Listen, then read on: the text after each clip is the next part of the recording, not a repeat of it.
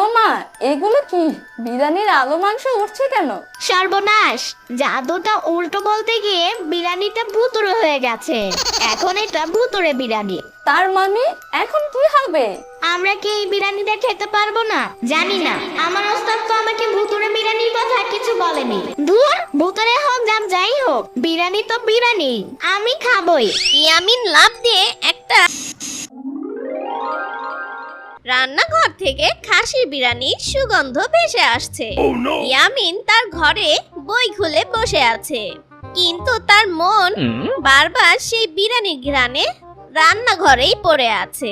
সে বিরিয়ানির ঘ্রাণে পড়াশোনা করতে পারছে না। উফ, কি দারুণ গন্ধ!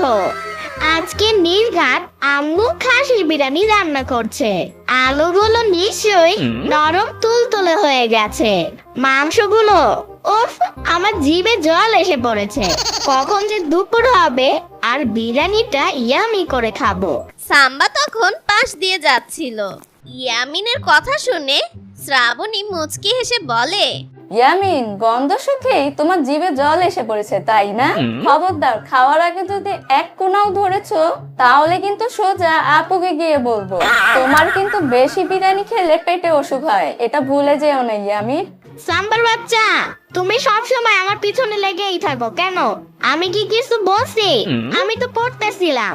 তখন ইয়ামিনের মা রান্নাঘর থেকে চিৎকার করে বলে, এই ইয়ামিন, পড়া থেকে মন উঠে গেছে নাকি? হ্যাঁ, বিরিয়ানির হাড়ির আশেপাশেও যদি তোরে দেখি তাহলে আজকে তোমার কপালে দুঃখ আছে। ঠান্ডা আইসক্রিম খেয়ে এমনিতেই গলা ব্যথা করেছিস। আম্মু, আমি তো পড়তেছি। ইস, গেছো ভূতের মতন যদি অদৃশ্য হওয়ার জাদুটা জানতাম তাহলে চুপি চুপি গিয়ে এক চামচ বিরিয়ানি খেয়ে আসতাম, কেউ টের পেত না। আচ্ছা, গেছো ভূতটাকে দেখে দেখলে কেমন হয়? ও তো আইসক্রিম পছন্দ করে, সেই লোভে আমার কাছে এসেছিল। এবার মনে হয় বিরিয়ানির ঘ্রাণে নিশ্চয়ই আসবে। ইয়ামিন আশেপাশে দেখে কেউ নেই। তখন ইয়ামিন তার ঘরে আসে। তারপর আস্তে আস্তে ইয়ামিন সেই গেছো ভূতকে ডাকতে শুরু করে। গেছো ভূত, ওই গেছো ভূত, বন্ধু আমার, কোথায় তুমি? তাড়াতাড়ি এসো, তোমার সাথে খুব জরুরি কথা আছে। একটা দারুণ অফার আছে তোমার জন্য। হঠাৎ গেছো ভূত মাথার উপরে সিলিং থেকে বের হতে থাকে। তার মুখটা গোমরা। আবার কি চাই? আমাকে দিয়ে তুমি সব সময় কাজ করাও। সেদিন আমের চুড়িগুলো আমার হাতে দিয়েছো, আমার নিয়ে আসতে কি কষ্ট হয়েছে। আর মজা করে একটু আইসক্রিম খাচ্ছিলাম, তখন তোমার আম্মু আসাতে আমার পালিয়ে যেতে হলো। আইসক্রিমটা একটু শান্তি মতন খাবো, তাও খেতে পারলাম না।